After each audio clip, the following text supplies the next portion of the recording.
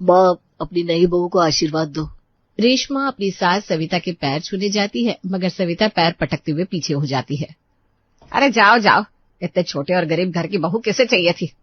अहम, तेरी वजह से पूरे मोहल्ले में मेरी थू थू हो गई। माँ, ये तुम क्या कह रही हो? सही तो कह रही हो।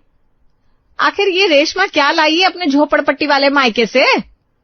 रेशमा बहुत देर से खड़ी होकर अपनी बेइज्जती सुन रही थी, मगर अब उससे रहा नहीं जाता और वो बोल पड़ती है। माँ जी, आपके बेटे ने ही मुझे पसंद किया है और मैं अपने मायके से भले कुछ सामान ना लाई हूं, मगर संस्कार जरूर लाई हूं। इतना कहकर रेशमा गुस्से में अपने कमरे में चली जाती है। देखो तो जरा कैसे पटर पटर जबान चल रही है इस लड़की की। ये झोपड़पट्टी वाली लड़कियां ना ऐसी होती है, पाए तो हमें बेच खाए। कैसी बात कर रही हो माँ? रेशमा दिल की बहुत साफ है। अहम भी रेशमा के पीछे पीछे चला जाता है। सविता गुस्से में कहती है, अब तो मेरा बेटा भी मेरे हाथ से निकल रहा है, पता नहीं इस घर का क्या होगा। सविता के मन में तो रेशमा के लिए नफरत भरी थी, जबकि उधर रेशमा अपने पति से कहती है, सुनिए जी, लगता है मैंने मम्मी जी को कुछ ज्यादा ही बोल दिया।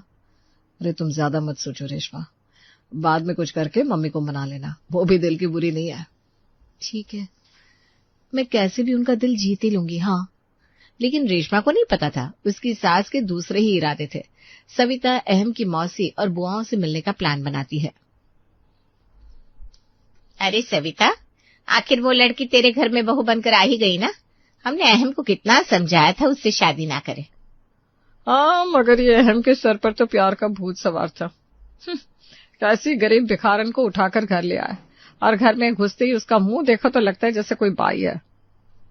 अब कर भी क्या सकते हैं, अब जैसी भी बहू आई है सविता को उसे स्वीकार तो करना ही पड़ेगा। अब इस जन्म के लिए तो वही इसकी बहू है। अरे ऐसे कैसे स्वीकार कर लूं दीदी, आप लोग जानते नहीं है वो बहुत चंट है। आज कह रही थी मैं घर से सामान नहीं लाई तो क्या संस्कार लाई हूं। बताओ, उसके संस्कारों का अचार डालूं क्या मैं? है ऐसा बोला उसने?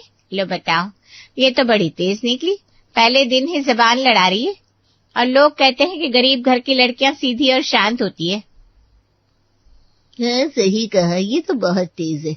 अगर इसे अभी से मुट्ठी में नहीं किया तो ये हमारी बेचारी सविता के सर पर चढ़कर नाचेगी। अरे अब क्या करे? मैं बताती हूँ, मेरे पास एक मस्त प्लान है। खुद इस लड़की को सबक सिखाने के लिए मैं भी बेकरार हूँ। इसे ऐसा नचाएंगे कि ये खुद इस घर से भाग जाएगी। किरण की ये बात सुनकर सभी की आंखें चमक उठी और सविता खुश होकर बोली, है सचमुच दीदी? ऐसा क्या प्लान है, बताइए ना, मुझसे अब रहा नहीं जा रहा। सुमन और बाकी दोनों मौसियां और बुआएं मिलकर रेशमा को परेशान करने का प्लान बना लेती हैं और सविता खुश होकर अपने घर आ जाती है। अगले दिन सुबह सुबह, माँ जी आज नाश्ते में सबके लिए क्या बनाऊं? मेरे बेटे को बेवकूफ बना दिया वो काफी नहीं है क्या? अब और किस किस को क्या क्या बनाना चाहती है ये लड़की? क्या कहा माँ जी, कुछ कहा क्या आपने? अरे कुछ नहीं बहू, वो उस दिन तूने कहा था ना तू अपने मायके से संस्कार लेकर आई है। जी बिल्कुल, बहुत अच्छे संस्कार दिए मेरे माँ बाप ने मुझे। हाँ वही तो मैं भी यही कह रही थी, ये संस्कार लेकर ना तू बहुत अच्छी जगह आई है, यहाँ संस्कारों की जरूरत भी बहुत है। रेशमा मन ही मन समझ जाती है कि जरूर ये उसकी सास की कोई नई चाल है, लेकिन वो शांति से जवाब देती है, अच्छा ऐसा क्या है माँ जी?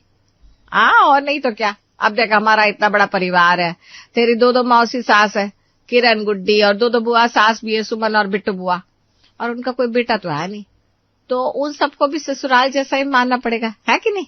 जी माँ जी बिल्कुल, आप जैसा जैसा कहेंगी मैं वैसा ही करूंगी। हाँ ये हुई ना बात, अब जल्दी से नाश्ते में बढ़िया चाय और पकौड़ी बनाते फिर। अच्छा ठीक है माँ जी। रेशमा जल्दी से रसोई में जाती है और पकौड़ियां तलने लगती है। कुछ तो गड़बड़ जरूर है, वरना हमेशा ये जहर उगलने वाली मेरी सास आज इतना मीठा मीठा कैसे बोल रही है। खैर अब जो होगा देखा जाएगा, फिलहाल तो ये काम निपटा लेती हूँ। रेशमा सबके लिए नाश्ता बना देती है, सब नाश्ता कर लेते हैं, मगर फिर जब रेशमा आराम करने के लिए अपने कमरे में जाने लगती है तब, अरे रेशमा कहाँ जा रही है, सुन तो जरा। जी क्या हुआ माँ जी? तेरी बुआ सास है ना सुमन, आज उनके यहाँ जन्मदिन है, तो फिर वहां जाकर अपने बहू होने का फर्ज निभाओ और सभी मेहमानों के लिए खाना बना दो। क्या? अच्छा ठीक है, कितने मेहमान होंगे माँ जी? अरे होंगे यही कोई 20-30 लोग। कोई समस्या है क्या? नहीं नहीं माँ जी, कोई समस्या नहीं है, वो भी तो मेरा ससुराल ही है, मैं बहुत अच्छा खाना बनाऊंगी। हाँ वही तो, वहाँ काम करके जल्दी घर भी लौट आना, यहाँ भी तो रात का खाना बनाना होगा ना, आखिर ससुराल तो ये भी है। जी ठीक है माँ जी। रेशमा तैयार होकर सुमन के घर पहुंच जाती है। वहां सुमन ने जानबूझकर आज अपनी नौकरानी की छुट्टी कर दी थी। पैर लागू बुआ जी। अरे खुश रहे बेटा, चल जल्दी से काम में लग जा। मेरी बूढ़ी हड्डियां तो तेरा ज्यादा साथ नहीं दे पाएगी, फिर भी कुछ मदद लगे तो बता देना। हाँ, जैसे खाना परोसना ऐसे कुछ। नहीं नहीं बुआ जी, आप चिंता क्यों करती हैं, मैं सब कर लूंगी, आप तो बस आराम से बैठ जाइए। ठीक है, फिर 4 बजे से पहले सारा खाना बना लेना बेटा। मटर पनीर, जीरा राइस, छोले भटूरे और साथ में पापड़। ठीक है। सुमन वहां से चली जाती है और बेचारी रेशमा अकेले ही सारा काम करने लगती है। सब काम खत्म करते करते 5 बज जाते हैं। बुआ जी, मैंने सब खाना बना दिया है, लेकिन अब मैं घर जा रही हूँ। अभी घर जाकर भी खाना बनाना है, वो भी अहम जी के आने से पहले। अच्छा, सब बन गया। चलो ठीक है बहू, फिर जाओ। हाँ। रेशमा जल्दी से अपने घर आती है और रसोई में खड़े होकर सोचती है, पहले ही इतने सारे लोगों का खाना बनाकर मेरी जान निकल गई। एक काम करती हूँ, यहाँ के लिए कुछ हल्का बना लेती हूँ, दाल रोटी बना लूं और कोई सूखी सब्जी, ये ठीक रहेगा। लेकिन तभी वहां सविता आती है और रेशमा के सारे रेशमी सपनों पर पानी फेर देती है। बहू, आज ना बड़े दिन बाद मेरा एक्स्ट्रा बटर वाली पाव भाजी खाने का मन कर रहा है, तो बना देगी ना? जी, पाव भाजी? अच्छा ठीक है माँ जी, बना दूंगी, पर उसमें थोड़ा ज्यादा वक्त लग जाएगा और शायद सारी सब्जियां घर पर भी नहीं है। अरे तो उसमें क्या है बहू, यही बगल में तो दुकान है, तू जाकर ले आ। अब इतनी ठंड में मैं तो नहीं जा सकती ना। क्या तेरे यही संस्कार थे कि तू अपनी बुढ़िया सास को सताए? नहीं नहीं माँ जी, मैं ले आऊंगी, आप जाइए, आराम करिए। सविता वहां से एकदम खुश होकर अपने कमरे में चली जाती है और आराम करने लगती है।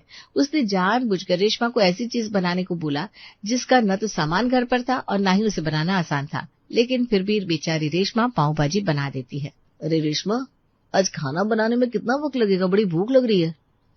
हाँ हाँ, बस अभी लाई, ये लीजिए। रेशमा सबको खाना परोसती है और फिर बाद में खुद खाती है।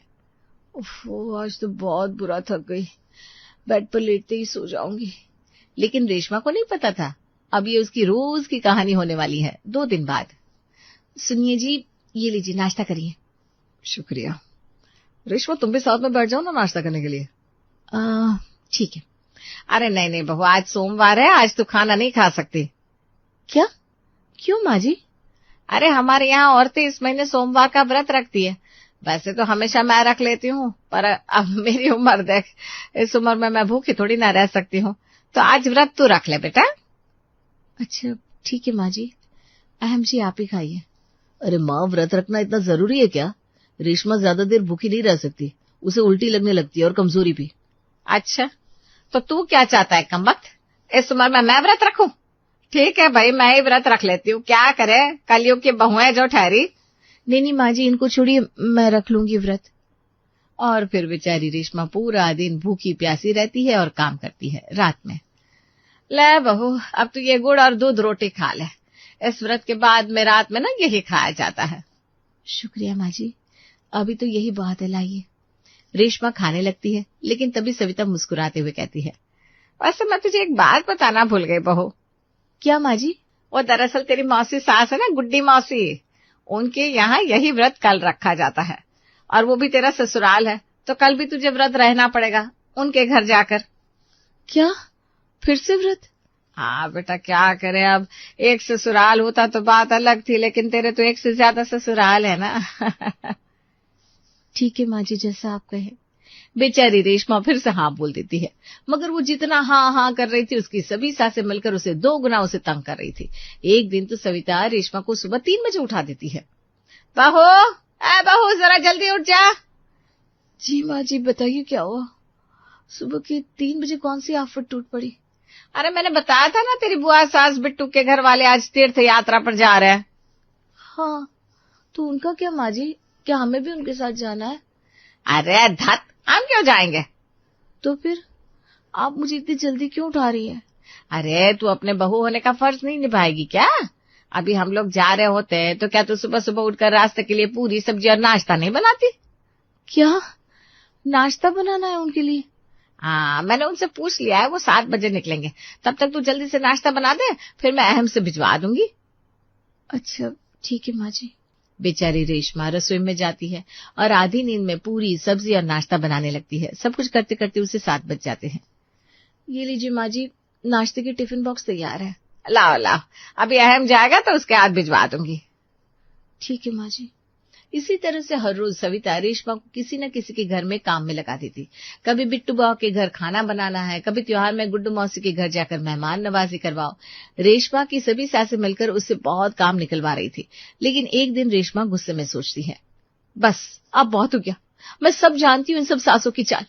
एक नहीं 50-50 ससुराल बना दिए मेरे। कभी इधर काम करो, कभी उधर। ये सब मेरे गरीब होने का और अहम जी के लव मैरिज करने का बदला ले रही है। सब समझती हूँ मैं भी। लेकिन रेशमा को समझ में नहीं आ रहा था कि आखिर वो करे तो क्या करे। बहुत सोचने के बाद उसे ख्याल आता है, हाँ, अब इन सब ने बहू का तो बहुत फायदा उठा लिया, लेकिन अब ये बहू भी तो अपने 50-50 ससुराल का थोड़ा फायदा उठा ले। ये सही रहेगा। अगले दिन मकर संक्रांति का त्योहार था और रेशमा सुबह सुबह एकदम अच्छे मूड में उठती है। जैसे ही वो रसोई में जाती है, सविता कहती है, अरे बहू उठ गई, एक काम कर, सबके लिए नाश्ता बना दे और फिर। हाँ हाँ मम्मी जी, आप टेंशन क्यों लेती हैं? मुझे सब याद है। आज मकर संक्रांति है तो सबके घर जाकर तिल के लड्डू बनवाने होंगे। आप चिंता मत करिए, मैं चली जाऊंगी। इतना कहकर रेशमा गुनगुनाते हुए नाश्ता बनाने लगती है और सविता हैरानी से सोचती है, ले इसको क्या हो गया, बड़ी खुश नजर आ रही है। लगता है इतने काम की वजह से इसका दिमाग एकदम ही खराब हो गया। खैर मुझे क्या। रेशमा खुशी खुशी नाश्ता बनाती है और फिर सबसे पहले किरण मौसी के घर चली जाती है। इसे मानना पड़ेगा, रेशमा तो बहुत किस्मत वाली है जो इतने बड़े घर में आई।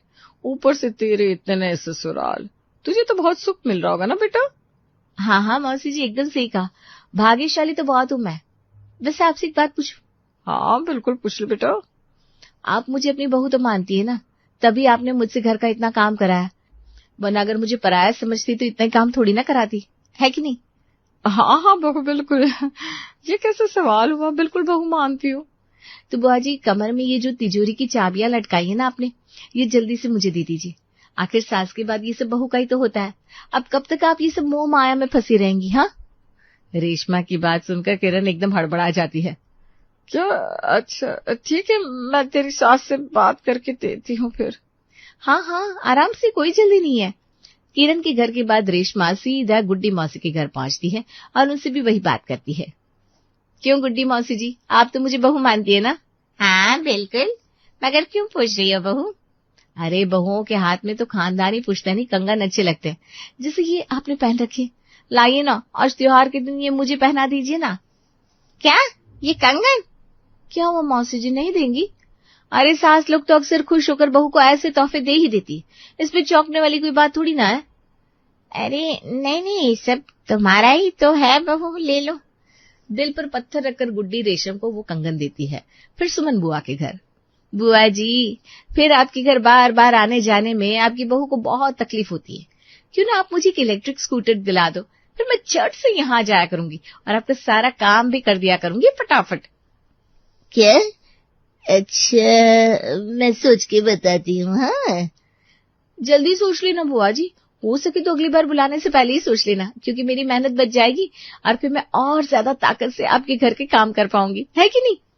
और फिर रेशमा सबसे इस तरह कुछ न कुछ मांग कर घर लौट आती है। लेकिन उसके घर लौटने से पहले ही उसकी शिकायतें सविता तक पहुंच चुकी थी। ये तूने क्या किया बहू, सारे घर में मेरी बेइज्जती करवा दी। अरे आज तू सबसे मांगने के लिए घर से निकली थी क्या? मैंने क्या किया माँ जी? तेरी वजह से सब लोगों ने मुझसे बात करना बंद कर दिया। कहते हैं उससे बच के रहो, उसने अपनी बहू को सिखाया है कि सबके घर जा जाकर चीजें मांगे। तो इसमें मैं क्या कर सकती हूँ? अब वो लोग अपना सास होने का फर्ज निभा रही थी, मुझसे काम करवा रही थी, तो मैंने भी जरा सा बहू होने का फर्ज निभा दिया, जैसे को तैसा। मैं तेरी चालाकी समझ रही हूँ रेशमा, तो खुद को बहुत होशियार समझ रही है ना? बस माँ जी, चालाकी तो मैंने भी आपकी सारी समझ ली। आपने ही इस खेल की शुरुआत की थी ना, इसीलिए जैसे को तैसा मिला। आप मुझसे प्यार करेंगी तो मैं भी करूंगी, लेकिन अगर खेल खेलेंगी तो मैं भी पीछे नहीं हटने वाली। आखिरकार सविता को अपनी गलती का एहसास हो जाता है और वो रेशमा से कहती है, ठीक है मेरी माँ, हार मानती हूँ, तू जीती मैं हारी, अब बंद करिए तमाशा। माँ जी हाथ मत जोड़िए, एक काम करिए, अपनी गरीब बहू को जरा एक कप चाय तो पिला दीजिए। देखिए आपसे तो मैंने सबसे कम से कम और छोटी सी छोटी मांग की है, वरना मेरी बाकी सासों के हाल तो आपको पता ही है ना। ये सुनकर सविता भी हंस देती है और फिर दोनों में दोस्ती हो जाती है। वाह, मानना पड़ेगा बहू, मेरे जैसी बहू किसी सास की नहीं है।